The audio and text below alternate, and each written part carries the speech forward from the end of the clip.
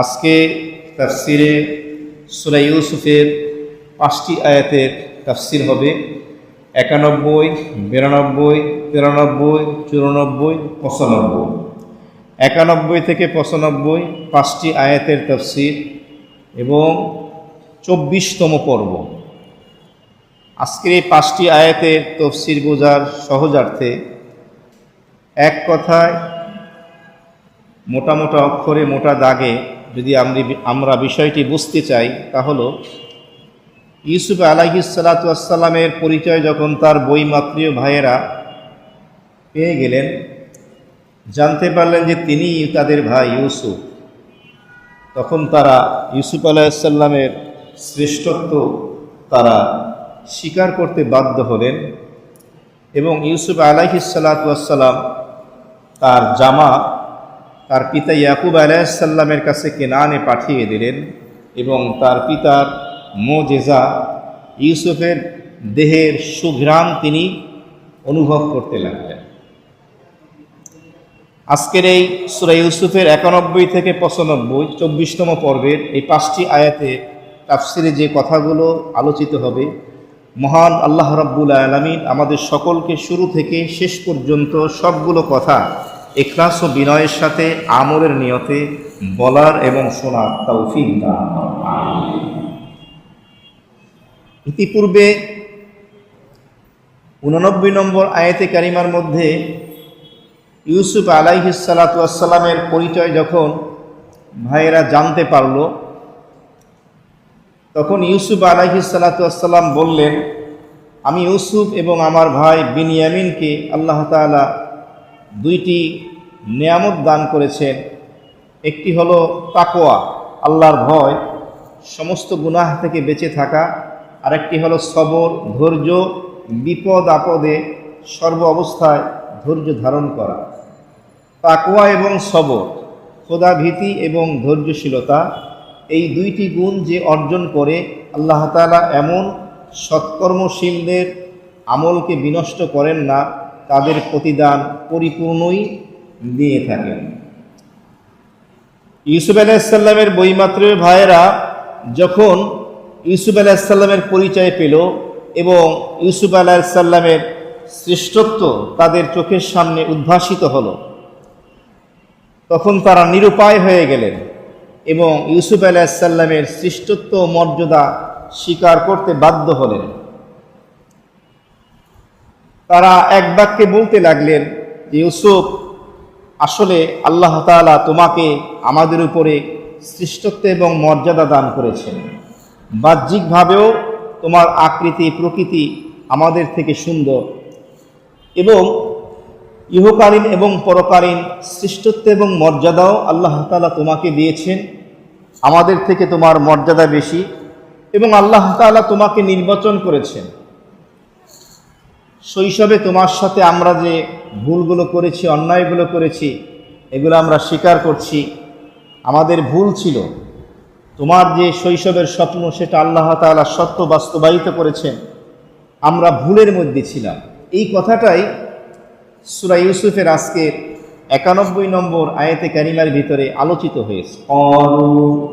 তাল্লাহি লাকাদ আসারাকাল্লাহু আলাইনা ওয়া ইন কুন্না লাখাতিঈন। ক্বালু, ইউসুফ আলাইহিস সালামের বৈমাত্রের ভাইয়েরা ইউসুফের পরিচয় জানার পরে তারা বললেন, তাল্লাহি, আল্লাহ তাআলার কসম, আল্লাহ তাআলার শপথ, লাকাদ আসারাকাল্লাহু আলাইনা, নিশ্চয়ই তোমাকে প্রাধান্য দিয়েছেন আল্লাহ তাআলা আমাদের উপরে। শ্রেষ্ঠত্ব এবং মর্যাদায় তোমাকে আল্লাহ তাআলা আমাদের উপরে প্রাধান্য দিয়েছেন এবং তোমাকে নির্বাচন করেছেন। ওয়া ইন কুন্না লাখাতিঈন, নিশ্চয়ই আমরা ভুলের মধ্যে ছিলাম, আমরা ভুল করেছি। তারা তাদের দোষ স্বীকার করলো এবং নিজেদেরকে ধিক্কার দিতে লাগলো, লজ্জিত হলো, অপদস্থ হলো, লাঞ্ছিত হলো, নিজেদেরকে ছোট মনে করতে লাগলো। এই জন্যই তারা বলল, ইন কুন্না লাখাতিঈন, নিশ্চয়ই আমরা খতাকারী, অপরাধী, তোমার সাথে যে অন্যায়গুলো আমরা করেছি। মুফাসসিরিনে কিরামগণ লিখেছেন, একটা হলো মুখতি আর একটা হলো খাতে। খাতিউন শব্দের অর্থ হলো ওই ব্যক্তিকে বলে যে বুঝে শুনে ভুল করে, অপরাধ করে। আর মুফতি বলা হয় ওই ব্যক্তিকে, যে ব্যক্তি শরিয়াতের ধর্মের কোনো বিষয় গবেষণা করতে গিয়ে ভুল ত্রুটি হয়ে যায়। আর এখানে উদ্দেশ্য হলো জেনে বুঝে ভুল করা। আর সেই জেনে বুঝে ভুলগুলো করেছিল ইউসুফ আলাইহিস সালাতু ওয়াস সালামের বৈমাত্রেয় ভাইয়েরা। এক নম্বর ভুল ছিল ইউসুফ আলাইহিস সালামের সাথে বিদ্বেষ পোষণ করা, শত্রুতা পোষণ করা এবং তাকে মারার, তাকে হত্যার অপচেষ্টা করা।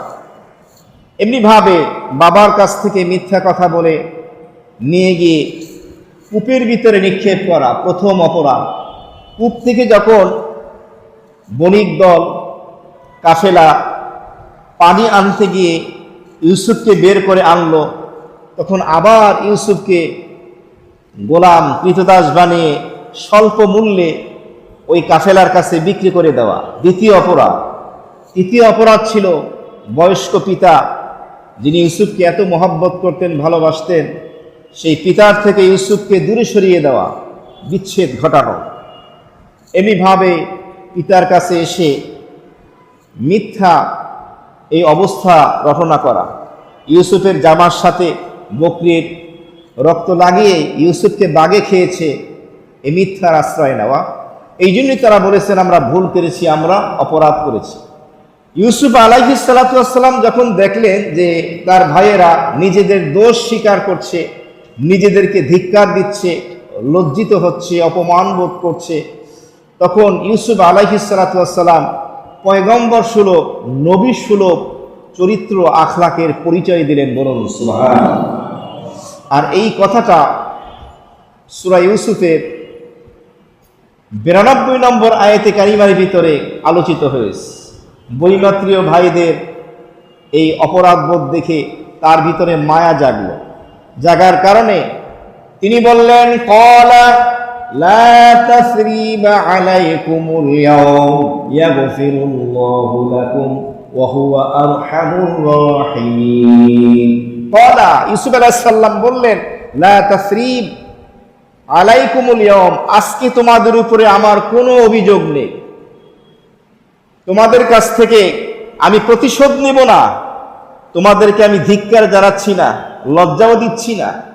কোন কোন মুফাসসিরিনে কিরামগণ লিখেছেন এর অর্থ হলো ইউসুফ আলাইহিস সালাম তার বৈমাত্রীয় ভাইদেরকে বললেন, তোমরা যে অপরাধগুলো করেছো, ভুলগুলো করেছো, এই আলোচনাও আমি আর কোনোদিন তোমাদের সামনে করব না।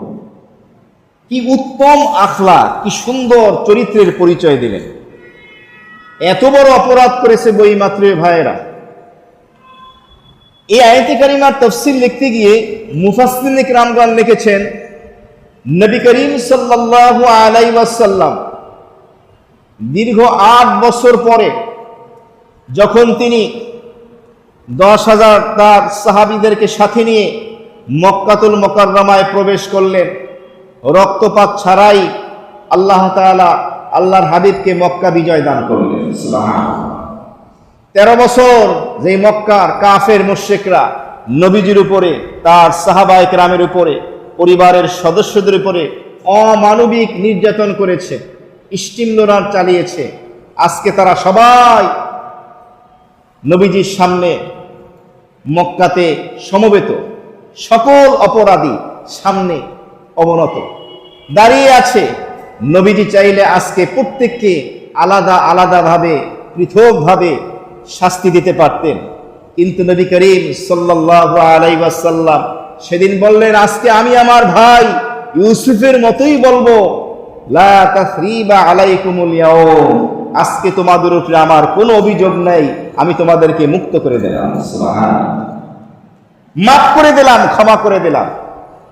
এই চমৎকার আখলাকের পরিচয়, এই বহিঃপ্রকাশ নবীজির থেকে ঘটল।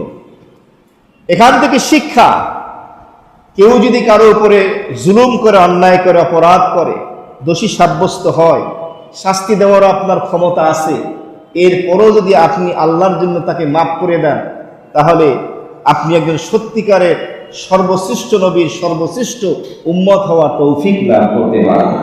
আর এর বিনিময়ে আল্লাহ দুনিয়াতেও দেবেন, আখিরাতেও ভরপুর দান করবেন। কিন্তু বলা যত সহজ, আমাদের জন্য আমল তারও অনেক কঠিন।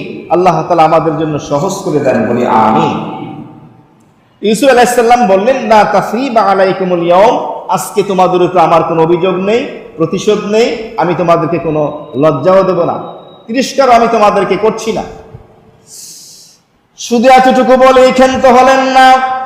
ইউসুফ আলাইহিস সালাম সাথে সাথে বললেন, ইয়াগফিরুল্লাহু লাকুম, আমি তোমাদের ভুলের জন্য, অপরাধের জন্য আল্লাহ রাব্বুল আলামিনের কাছে ক্ষমা প্রার্থনা করতেছি, ইস্তেগফার করতেছি।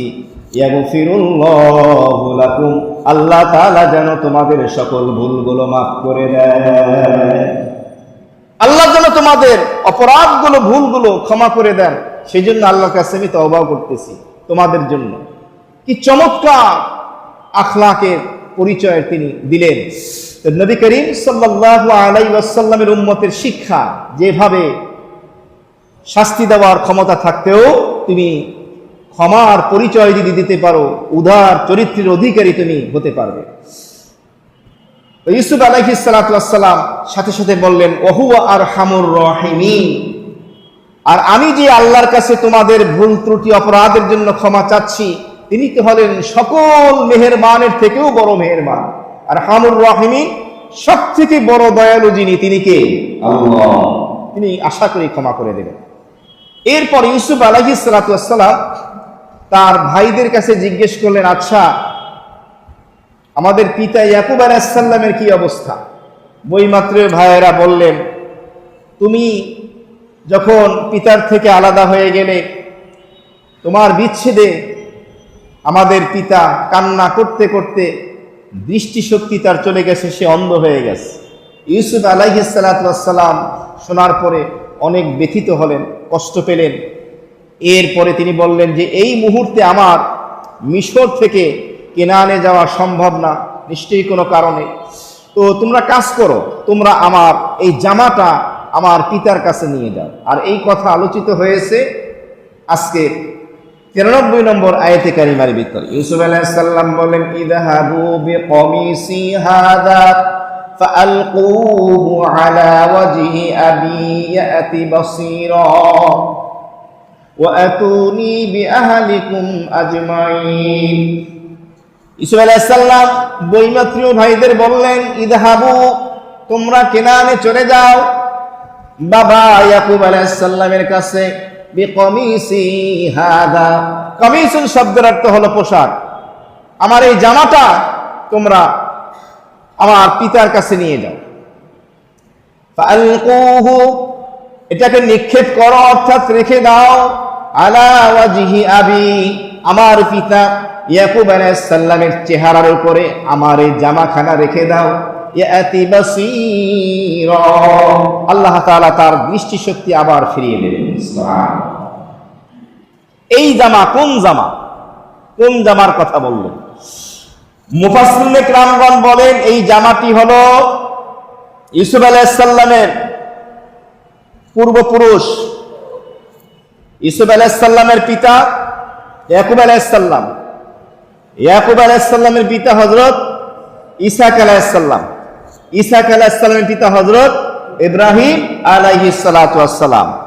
নমরুদ যখন অগ্নিকুণ্ড প্রজ্বলিত করে ইব্রাহিম আলাইহিস সালামকে আগুনের ভিতরে ফেলে দিল, তখন আল্লাহ রাব্বুল আলামিন জিবরাইল আমিনকে বললেন, জান্নাত থেকে এই লিবাসটা নিয়ে যাও, আমার ইব্রাহিমকে পরিয়ে দাও।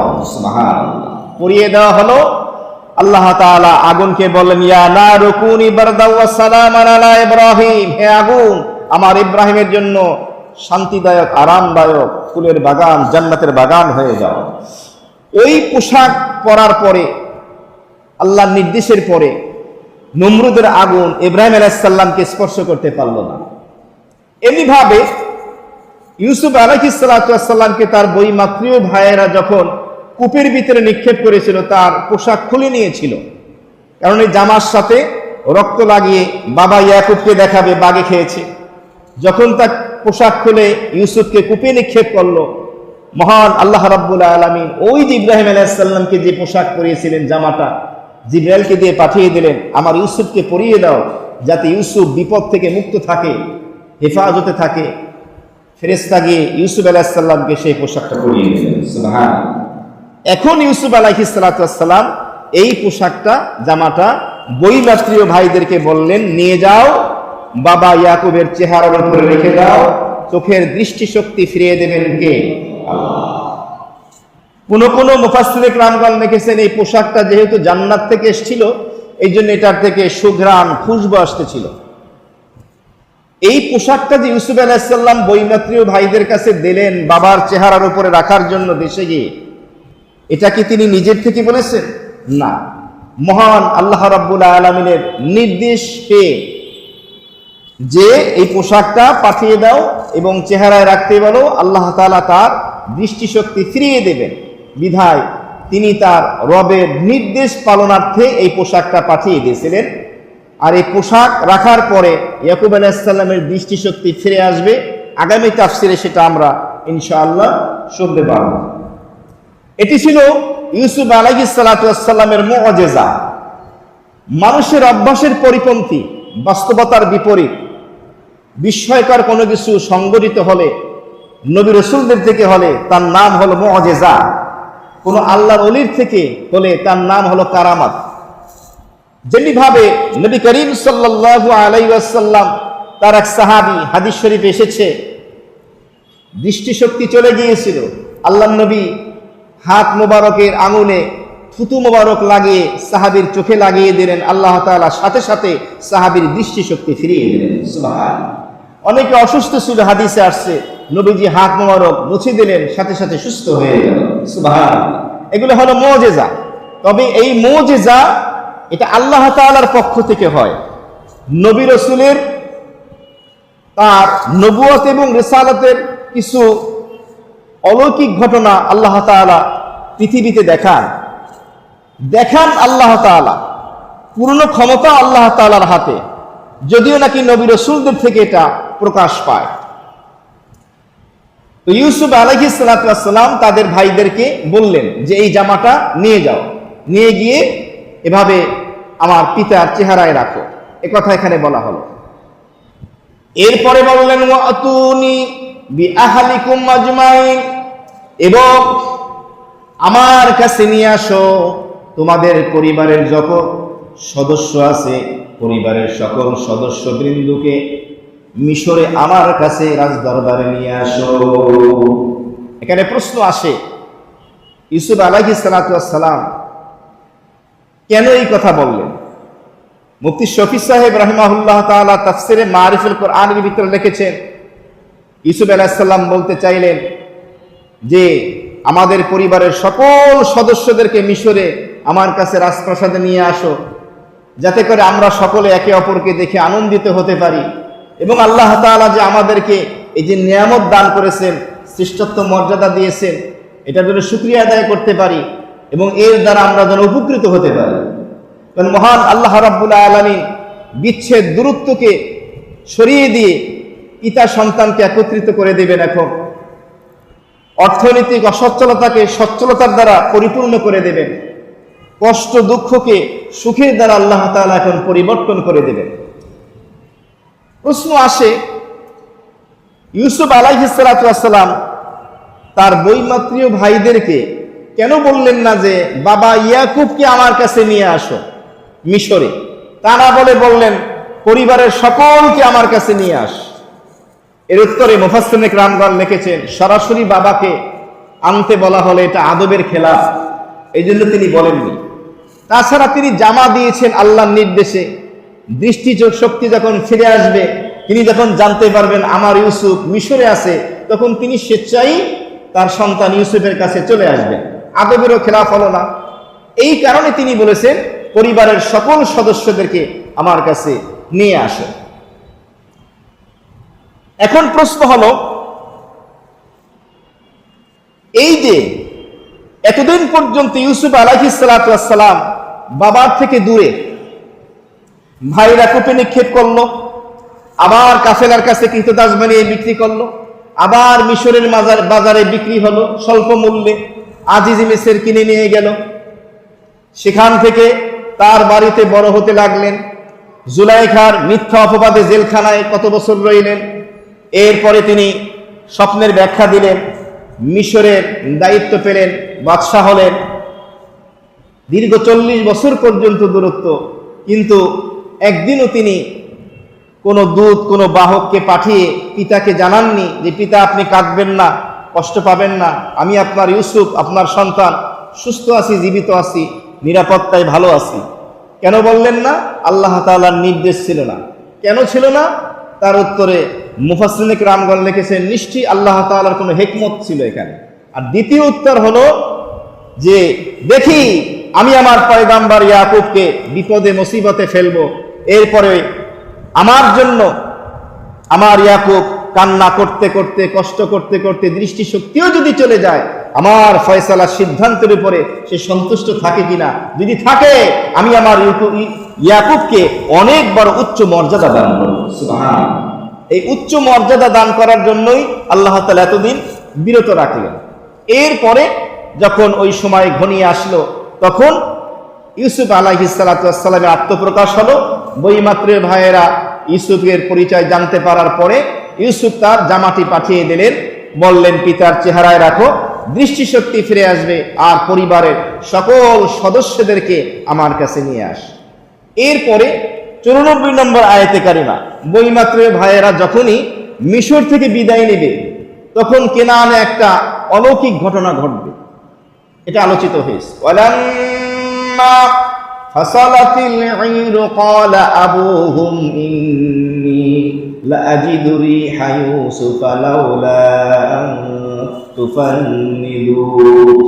ওয়ালাম্মা, এবং যখন ফাসালাতিল ঈর, মিশর থেকে বইমাত্রীয় ভাইয়েরা ইউসুফের তাদের কাফেলা নিয়ে রওনা দিল কেনানের উদ্দেশ্যে।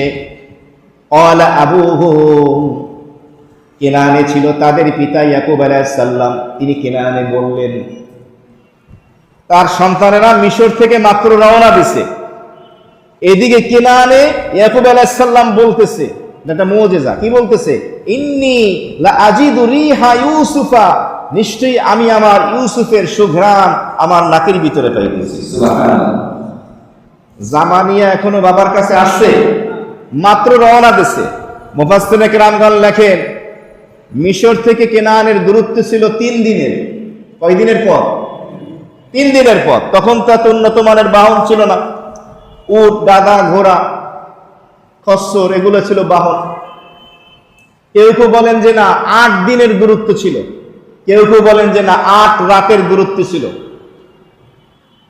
আর হাসান বসরি রহমতুল্লাহ আলাইহি বলেন যে 80 ফরসাখ, 250 মাইলের দূরত্ব ছিল। সেই 250 মাইল 3 দিন বা 8 দিন বা 8 রাতের দূরত্ব, সেখান থেকে ইউসুফের জামা থেকে ইউসুফের ঘ্রাণ তিনি পাচ্ছেন। সুবহানাল্লাহ। তাফসীরের ভিতরে লিখছেন, সকালের প্রভাতের সমীরণ বায়ু বাতাস আল্লাহর কাছে আবেদন করছে, আল্লাহ আমরা চাচ্ছি ইউসুফের জামার সুঘ্রাণটা তার পিতা ইয়াকুবের কাছে পৌঁছিয়ে দেওয়ার জন্য। সুবহানাল্লাহ। এখনো পৌঁছে নাই, তিনি ঘ্রাণ পাচ্ছেন। এটা হলো নবীদের মুজিজা, অলৌকিক ঘটনা। এটা আল্লাহ তাআলার আয়াত্তাদিন। মুফাসসিরিন কিরামগণ লিখেছেন, কেনানের কাছে নিকটেই তো কূপের ভিতরে ইউসুফকে ফেলে রাখলো কয়দিন, একদিনই তো ঘ্রাণ পাইলেন না। সেই মিশরে এখনো মাত্র রওনা দিছে, সেখানের ঘ্রাণ এখন পাচ্ছেন, নিকটের ঘ্রাণ পান না, দূরের ঘ্রাণ পান। কেন? এর উত্তর হলো ইচ্ছা কার? আল্লাহ। সুতরাং আল্লাহ তাআলা যখন যেটা চাইবেন তাই হবে। আর মুজিজা সংগঠিত হয় নবী রাসূলদের দ্বারা, কিন্তু করেন কে? আল্লাহ তাআলা করেন। তখন আল্লাহ করেননি, সুতরাং তখন পাননি। এখন মুজিজা স্বরূপ আল্লাহ তাআলা প্রকাশ করেছেন, তারা পেয়েছেন।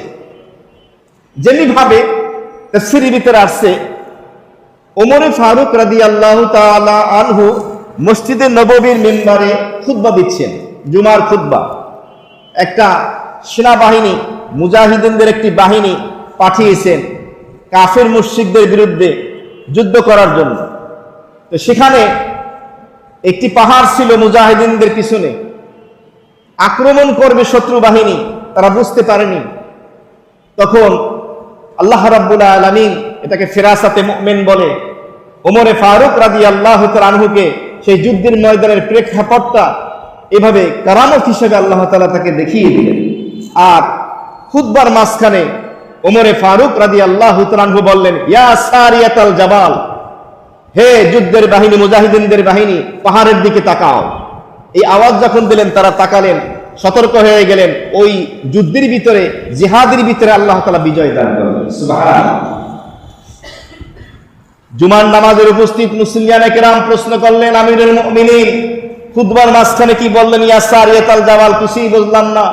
এক বর্ণনায় ওমরে ফারুক রাদিয়াল্লাহু তাআলা আনহু বলেন, অপেক্ষা করো, ওই মুজাহিদিনদের বাহিনীটা আগে মদিনায় ফিরুক।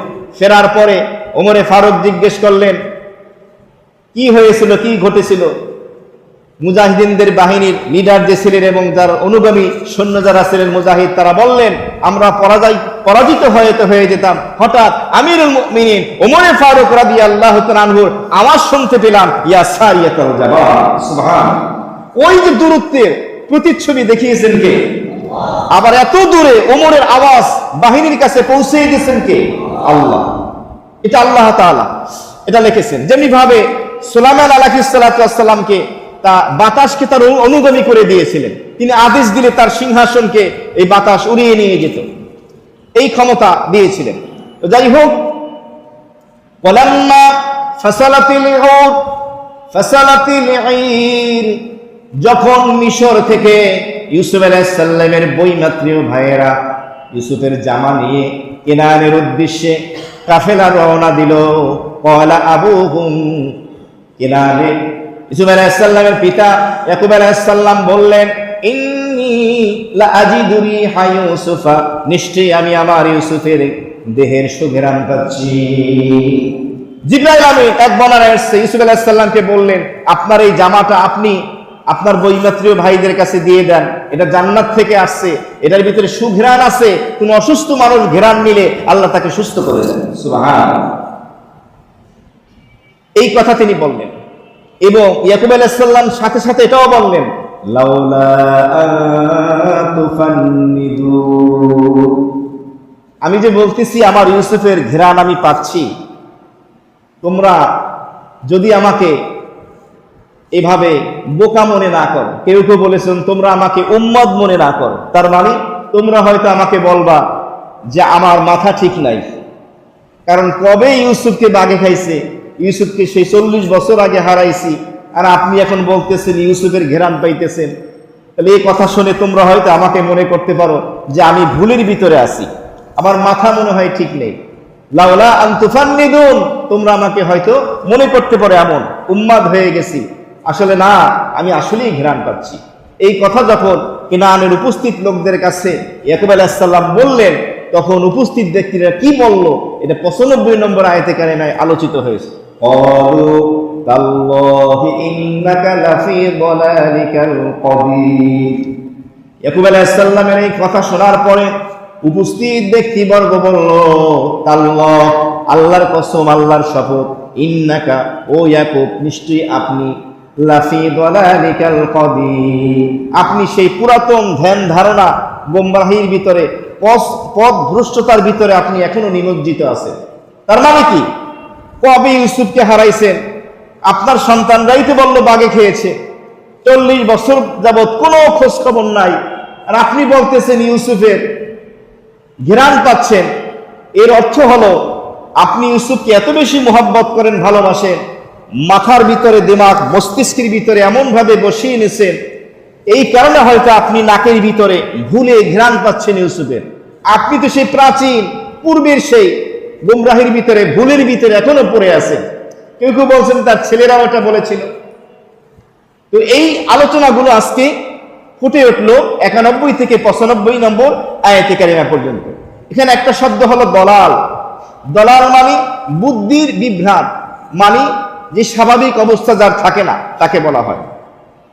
ইতিপূর্বে আয়াতে কারিমার ভিতরে বৈমাত্রীয় ভাইয়েরা ইউসুফ আলাইহিস সালামের কাছে গিয়ে বলেছিলেন যে আপনি আমাদেরকে কিছু দান করেন, ওয়াতাসাদ্দাকা আলাইনা, আমরা সামান্য কিছু পুঁজি নিয়ে আসছি, আমাদেরকে দান করেন, সদকা করেন।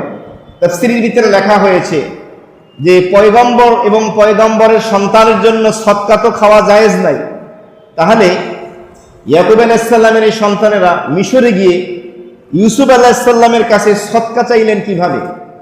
সদকা তো জায়েজ নেই। এর উত্তরে লেখা হয় যে আসলে এই সদকা দ্বারা ওই সদকা উদ্দেশ্য না যেটা জায়েজ নাই। এই সদকা দ্বারা উদ্দেশ্য হলো কাজ কারবারের ভিতরে, ক্রয় বিক্রয়ের ভিতরে সুযোগ সুবিধা দেওয়া, যে আমরা বিনামূল্যে আপনার কাছে খাদ্য শস্য চাচ্ছি না, কিছু এনেছি যেগুলো অচল, খুব কম মূল্য, এর বিনিময়ে কিছু দিয়ে দেন, এই সুযোগ উদ্দেশ্য, সদকা উদ্দেশ্য না। আর একটা উত্তর হলো উম্মতে মুহাম্মাদের জন্য এটা নিষেধ, অন্যের জন্য না। এরপরে এই যে সদকা করলে কি লাভ হবে, ওই আয়াতে কারিমার শেষ অংশে বলে দেওয়া হয়েছে ইন্নাল্লাহা ইয়াজজিল মুতাসাদ্দিকিন, যারা আল্লাহর রাস্তায় দান সদকা করে আল্লাহ তাআলা তাদেরকে উত্তম প্রতিদান দিয়ে থাকেন। এটা ব্যাপক অর্থের জন্য বলা হয়েছে। দান সদকা যদি মুসলমান করে আল্লাহ তাকেও দেন, যদি অমুসলিম করেন তাকেও দেন। মুসলিম এবং অমুসলিমের জন্য প্রতিদান দুনিয়াতে, এটা ব্যাপক অর্থের জন্য বলা হয়। কি সেটা? সেটা হলো বিপদ আপদ আসলে আল্লাহ তাআলা সেগুলো ওই দান সদকার কারণে দুনিয়াতে সরিয়ে দেবেন। একজন হিন্দু, একজন খ্রিস্টান, ইহুদি, অমুসলিম, সে ভালো কাজ করতে পারে না, মানুষকে দান করতে পারে, সাহায্য করতে পারে, তাহলে এর বিনিময়ে আল্লাহ তাকে আখিরাতে দেবেন না, যেহেতু তার কালেমা নাই, সে মুসলমান না, দুনিয়াতে দেবেন। দুনিয়াতে কি দেবেন? তার উপর বিপদ আপদ আল্লাহ দূর করে দেবেন, তার বিপদ, অথবা হয়তো তার সম্মান আল্লাহ বাড়িয়ে দিলেন। এটা ব্যাপক অর্থে। আর ইমানদারের জন্য খাস দান সদকার বিনিময়, সেটা আখিরাতে, সেটা হলো আল্লাহ তাদেরকে জান্নাত দান করবেন। সুবহানাল্লাহ। এখানে ব্যাপক অর্থে বলা হয়েছে। কেন বলা হয়েছে? কারণ বৈমাত্রীয় ভাইয়েরা তখন পর্যন্ত ইউসুফের পরিচয় জানতেন না, যার কারণে তারা জানতেন না ইউসুফ আলাইহিস সালাম মুসলিম না অমুসলিম। সুতরাং ব্যাপক অর্থে বলেছেন, অমুসলিম হলেও দান করলে তার প্রতিদান আল্লাহ দুনিয়ায় দিয়ে থাকেন, বিপদ আপদ দূর করে দেন, এই অর্থ নেওয়া হয়েছে।